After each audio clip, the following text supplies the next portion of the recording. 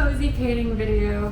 It's Kachow. This is gonna be a super cozy video for this month about just like what I've learned in failing at freelance and an art business so far. I've made about, and I've returned about, and just some like actual advice like from the heart and what I've learned and lessons and takeaways, as well as maybe some factual information as I just paint for the first time in literally like a couple of months. I don't even know, half a year, I don't even know. There was I'm obsessed with skies and ethereal things and sunsets, and you probably have seen from my cover art, so it's fine.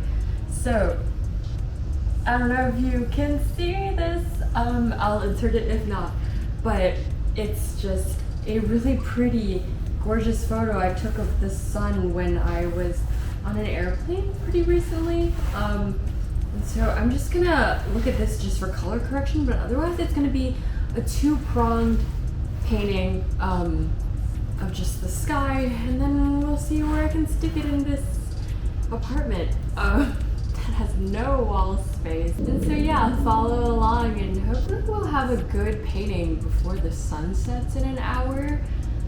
My business started in 2020 with paintings. Then we switched to neon signs with painting backgrounds. And I just realized I wasn't that talented enough to make art like that. So yeah, I always need a reference image. I'm also thinking about putting the Spirited Away dragon in there, even though I don't remember the last time I watched Spirited Away. I think the last time I was 10 and crying because of how scary it was. But at the same time, can't cry if the aesthetics are pretty and you're just ignoring all your problems and issues, you know? Contact! Where do I even start? We're gonna do like a nice wash on this painting first and not really have any expectations, but have this reference. I want to start off, tip number one, I'd say I'd learned over the past 6 months of content creation and trying to make a name for yourself freelancing and creating a small business is you do not have to be a jack of all trades. And it's so funny because coming from architecture school, that's all they really preached to you. The amount of time and energy you have, especially with goals that you're setting, if you want to hit a certain number in a certain year, like it's okay to be more realistic with the fields that you're really setting yourself up for. This is me telling my go-getter self when I started my business, where I'm like, I want this and I want that. Like, it's okay to not like know and do all of it. Just do one goal at a time.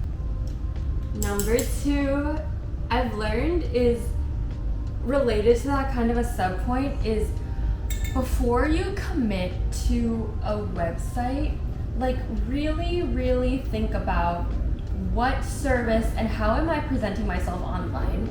I ended up in the hole where I accidentally paid for an annual membership to Squarespace because all of my favorite YouTubers were promoting it, and I'm like, oh my gosh, they're all promoting it. It clearly has to be like a great social media platform and website to host my art. And that's when I realized, and that's when I went balls deep all in, because I was like, I don't have the money to really afford monthly, and like, I will take discounts where I can get them, clearly. Little under 6 months, I realized that that wasn't for me, and I kind of just threw away $200 because I realized I wanted to segment my online presence, because not everyone that's gonna want my freelancing wants to see my YouTube video and stickers and my storefront. Personally, for me in my journey, when I don't know what the hell I really want, I shouldn't have dived all in to get that damn annual membership just to save a couple bucks, because I don't even want Squarespace anymore. I want to open up my Contra portfolio and I want to open up a big cartel website, and that would equal a little under what I'm paying for on Squarespace currently with their annual membership. And I can't justify opening up 2 websites while I'm still paying for the other one, so I have to wait till February again. I'm gonna drink my bougie coconut water. Number 3, when you can't focus on content creation and that's not your like direct thing at the moment, you literally have to edit all of your content at once, or that is a strategy that I found, because it's so easy for me to forget what footage is on my camera right now, what footage is on my phone, what days are what did I learn this day, what was my goal. And sometimes I'm lazy writing and I'm like, I'll film this and remember later. No one ever damn remembers later. Are you kidding me? So it's just like, I have to be, my goal posting on socials is just to be more on top of it too. I am so backlogged on content, and then it's so easy to get just like overwhelmed with like everything. And what's worse is like there's a TikTok draft that's 8 months down the drain, and it's like, oh my god, it's been so long, it's not even relevant anymore, and then it just deletes, and that's hours of work. Like, are you kidding me? So yeah, okay, this is gonna look ugly before it gets better, and also these brushes are too tiny, but it's fine. Anyway, make sure to like post content on all platforms. I know sometimes you have an aversion to some of them. Like, it took a while for me to find my niche and get on the TikTok bandwagon, because I was like, oh shoot, people are gonna see me. Block your phone contacts if you don't want them seeing. Because 1 or 2 of my coworkers that are, thank goodness, my friends, told me they saw one of my vlogs when I was trying to be a lifestyle girly, and we're not trying to be that anymore. A little bit, but I was like a lot cringier. I was trying to be like Remy Ashton and Alicia Marie, but the bootleg version. YouTube I've been finding surprising success on, and I post sometimes the same TikToks that I would my Instagram reels, and it's crazy to see the back and forth the numbers have based on the content that you do.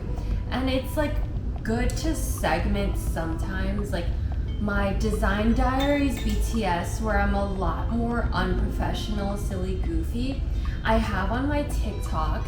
My Instagram is mainly like, what is my Instagram? Do I have paint on myself yet? My Instagram is mainly like small little experiments and final projects, things that you'd want to save imagery wise. And I don't really know if that's working yet, but we're gonna figure that out. And then YouTube has just been like long form content, as well as like relatable things for YouTube Shorts. Make sure to always remove the watermarks on all platforms. And then if you want to get boosted in the algorithm more, you can make, okay. You can add popular sounds, but then mute it, because sometimes you want just like a specific song. Especially TikTok has really cool remixes, so I'm like, I'm just gonna use what I have. I'm determined to like react. You know that Billie Eilish thing that like every year she goes back and like she looks at her interviews? I'm gonna do that with this, and it's gonna be so lit. Like, are you kidding me? And then I'm be like, no, Karen, that advice you gave was stupid, but it's all part of the journey, and that's why we document things. Okay, so that was it. I think it will always be a partial paint with me and me rambling about advice, and then me doing a time lapse, and then I can show you both and give you advice and also paint, because I can't do both clearly. We're gonna do a time lapse in 3, 2, 1.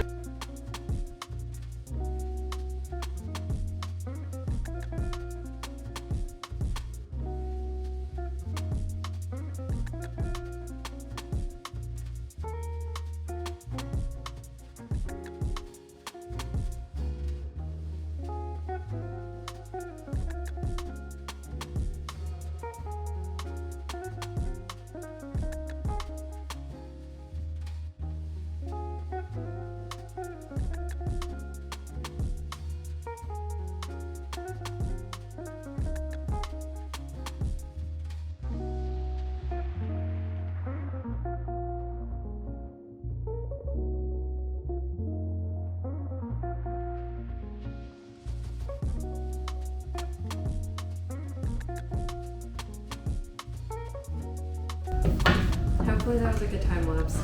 Anyway, thank you so much for coming along with me on this journey. Please make sure to like and subscribe. I will definitely sprinkle these in.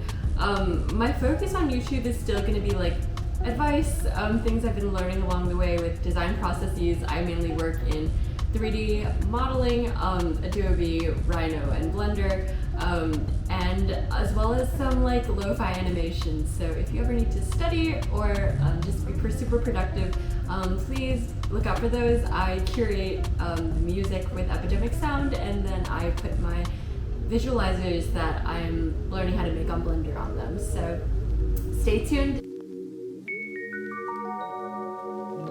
Take it away, feeling too good to me.